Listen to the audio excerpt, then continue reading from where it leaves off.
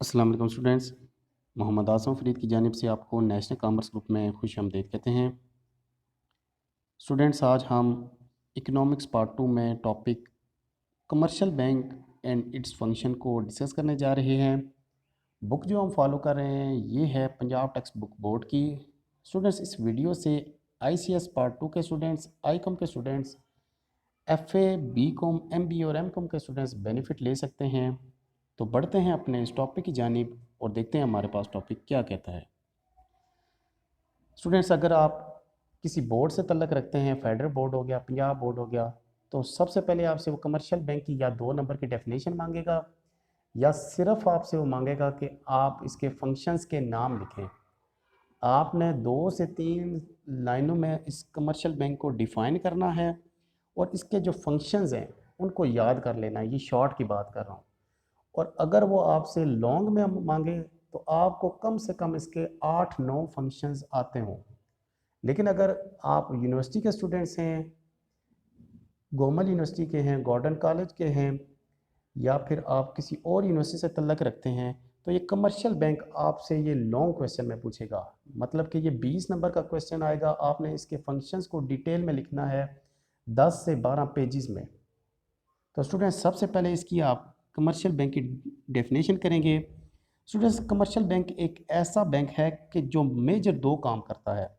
लोगों से उनकी डिपॉजिट्स को एक्सेप्ट करता है और लोगों को लोन देता है। यानी कि आपसे वो बचा हुआ पैसा वो अपने पास रखेगा और जब किसी बंदे को, किसी बिजनेस को लोन यानी कि कर्जे की ज़रूरत होगी तो वो कर्जे भी फराहम करेगा। इंग्लिश देख लें, कहता है the term commercial bank refers to the financial institution that accept deposits, offering checking account services, make various loan. ये सिंपल डेफिनेशन है कमर्शियल बैंक की कि एक ऐसा बैंक जो कि डिपॉजिट को एक्सेप्ट करता है और लोन वेरियस टाइप के देता है। इसके बाद कहता है and offer basic financial products like certificate of deposits and saving accounts to individual and small business man. A commercial bank is where most people do their banking. Students, commercial bank जो है वो major 2 काम करता है। एक, वो लोगों की डिपॉजिट्स को एक्सेप्ट करता है और उनको लोन देता है। इसके बाद इसके जो सेकेंडरी फंक्शंस में आता है कि वो सेविंग अकाउंट ओपन करता है, सर्टिफिकेट ऑफ डिपॉजिट्स भी दे सकता है और मुख्तलिफ काम भी कर सकता है। Commercial bank make money by providing and earning interest from loans such as mortgage, auto loans, business loan and personal loan. Students, commercial bank का जो बेसिक पर्पज़ है, सबसे पहला मकसद है वो प्रॉफिट अर्न करना। तो प्रॉफिट अर्न कैसे करता है? वो आपसे इंटरेस्ट रेट उसको अर्न करके वो प्रॉफिट अर्न कर सकता है। वो मॉर्टगेज पे वो भी हो सकता है, ऑटो लोन जनरेटेड भी हो सकता है, वो बिज़नेस को लोन दे के या बिज़नेस से लोन लेके भी इंटरेस्ट रेट कमा सकता है। स्टूडेंट्स, ये था हमारे पास कमर्शियल बैंक की शॉर्ट सा इसका इंट्रोडक्शन।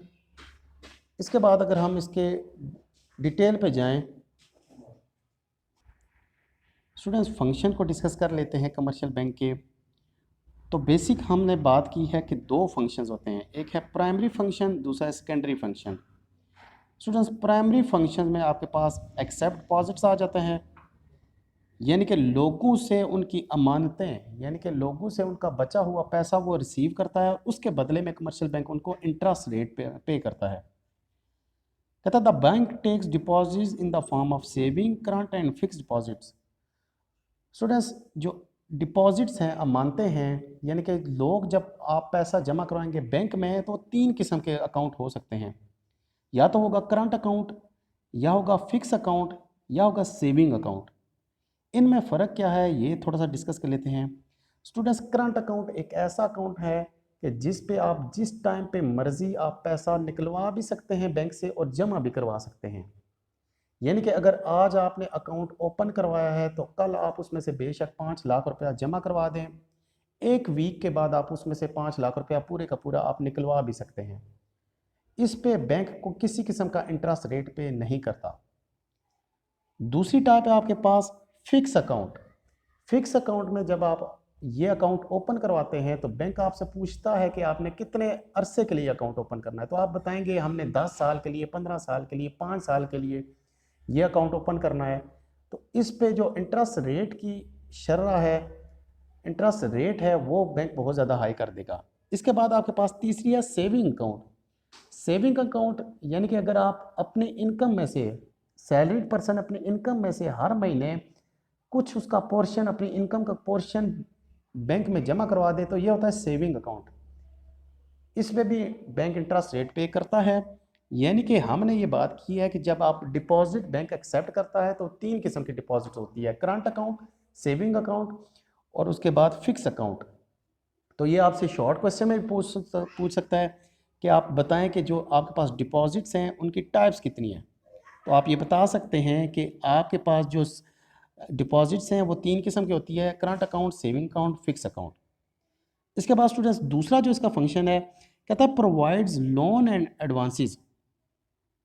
इसका मतलब ये है कि जब बैंक के पास एक्स्ट्रा मनी हो तो किसी बंदे को, किसी बिजनेस को पैसों की ज़रूरत पड़ जाए, लोन की ज़रूरत पड़ जाए, तो बैंक में जाके वो लोन भी ले सकता है। अब उसी तरह से स्टूडेंट्स, जैसे हमने डिपॉजिट्स की बात की है, लोन भी इसी तरह से बैंक 2 किस्म का देता है, एक शॉर्ट रन होता है, एक लॉन्ग रन होता है। शॉर्ट रन से मुराद ये है कि अगर किसी पर्सन को, किसी बिजनेस को 1 साल के अरसा के दौरान अगर उसको पैसों की ज़रूरत पड़ जाए तो वो शॉर्ट टर्म वो लोन लेगा।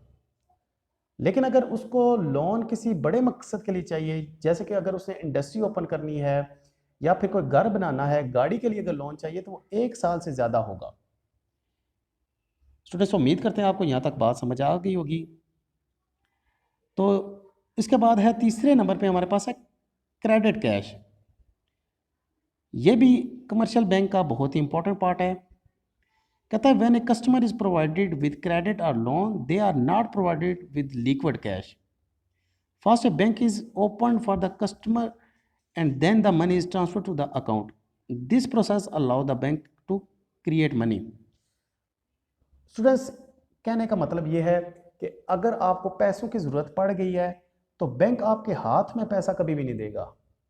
यानी कि अगर आप बैंक में चले गए हैं, आपने कहा कि हमें 2 लाख, 5 लाख, 10 लाख रुपए की ज़रूरत पड़ गई है, बैंक आपसे सिक्योरिटी लेगा उस 5 लाख के बदले, 10 लाख के बदले, और वो आपको डायरेक्ट पैसा आपके हाथ में नहीं देगा, बल्कि आपका अकाउंट ओपन करेगा और अकाउंट में पैसा जमा कर देगा। तो आपने पैसा विड्रॉ कैसे करना है? चेक के थ्रू, एटीएम के थ्रू आप उस बैंक में से पैसा निकलवा सकते हैं। यानी कि जो क्रेडिट कैश है उसके लिए आपको बैंक में अकाउंट लाजमी ओपन करना होगा। इसके बाद स्टूडेंट्स आपके पास सेकेंडरी फंक्शन है। सेकेंडरी फंक्शन में वो कहता है कि आपके पास अदर फंक्शन, यानी कि डिस्काउंटिंग बिल ऑफ एक्सचेंज। जो बैंक है, कमर्शियल बैंक हैं, ये आपके बिल ऑफ एक्सचेंज को डिस्काउंट करते हैं। स्टूडेंट्स बिल ऑफ एक्सचेंज से मुराद एक ऐसा बिल है कि अगर एक सेलर है, एक बायर है, सेलर ने बायर को चीज़ें सेल की हैं, लेकिन बायर खरीदने वाले ने उसी टाइम पे पेमेंट नहीं की। अभी सेलर के पास एक बिल आ जाएगा बायर की तरफ से, जिसमें बायर ने यानी कि खरीदार ने वादा किया है कि मैं आपको फिक्स टाइम पीरियड बाद आपको पेमेंट कर दूंगा। सेलर को अगर अचानक से बिल की ज़रूरत, पैसों की ज़रूरत पड़ गई है, तो सेलर यानी कि जो बेचने वाला है वो अपना बिल लेके बैंक के पास जाएगा और बैंक को बिल दिखा के, बैंक को बिल दे के उसके मुतबादिल अमाउंट ले लेगा। लेट्स सपोज हम बात करते हैं कि अगर मिस्टर अली ने मिस्टर अहमद को चीज़ें सेल की हैं 10,000 रुपये की, मिस्टर अली ने अहमद को 10,000 की चीज़ें सेल की हैं, लेकिन अहमद ने अली को पैसे नहीं दिए। अहमद ने अली को एक बिल दे दिया है जिसमें ये लिखा हुआ था कि मैं आपको 3 महीने बाद आपकी पेमेंट जो 10,000 क्लियर कर दूंगा। अब अली के पास बिल आ गया है, लेकिन अली को 10 दिनों बाद पैसों की ज़रूरत पड़ गई है। अब अली के पास एक ही ऑप्शन है, वो बैंक जाके वो 10,000 रुपये का बिल बैंक को दे देगा और बैंक से वो अमाउंट ले लेगा। अब बैंक को इससे फ़ायदा क्या है? बैंक वो अपने पास बिल रख लेगा, 10,000 के बदले वो 10% या 20% वो इंटरेस्ट रेट कट करके वो बाकी के अमाउंट उसको दे देगा। यानी कि अगर 10,000 का बिल है, वो 9,800 रुपया, 9,500 रुपया मिस्टर अली को दे देगा और 500 रुपया उसके सर्विस चार्जेस होंगे। इसको स्टूडेंट्स कहते हैं discounting bill of exchange. Urdu में जिसने बैंकिंग पढ़ी है या इकोनॉमिक्स पढ़ी है, इसको उर्दू में कहते हैं हुंडी पे बट्टा लगाना। हुंडी पे बट्टा लगाना। उम्मीद करते हैं आपको बात समझ आ गई होगी। यानी कि बिल को जब डिस्काउंट करवाना हो, बिल को जब कैश करवाना हो, तो लोग बैंक के पास जाते हैं और बैंक उनको पैसा दे देता है। इसके बाद स्टूडेंट्स नेक्स्ट हमारे पास सेकेंडरी फंक्शन है, कहता है ओवरड्राफ्ट फैसिलिटी।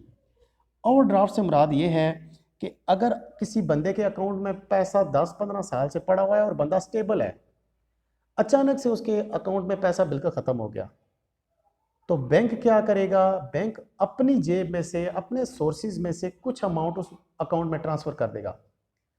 अगर मैं किसी बंदे की बात करूं कि मिस्टर अली एक बिजनेसमैन है जो कि 10 साल से 15 साल से बिजनेस कर रहा है और बैंक में उसके अमाउंट अच्छी खासी पड़ी हुई थी, अचानक से कुछ टाइम पीरियड ऐसा आ गया कि मिस्टर अली का अकाउंट बिल्कुल ख़त्म हो गया, खाली हो गया और अली को पैसों की ज़रूरत पड़ गई है, तो अली बैंक मैनेजर से वो रिक्वेस्ट करेगा कि मेरे अकाउंट में अपनी जेब से, अपने सोर्सेज में से पैसा डाल दो। तो बैंक क्या करेगा? मिस्टर अली के अकाउंट को क्रेडिट कर देगा, अकाउंट को बढ़ा देगा, अकाउंट में पैसे डाल देगा।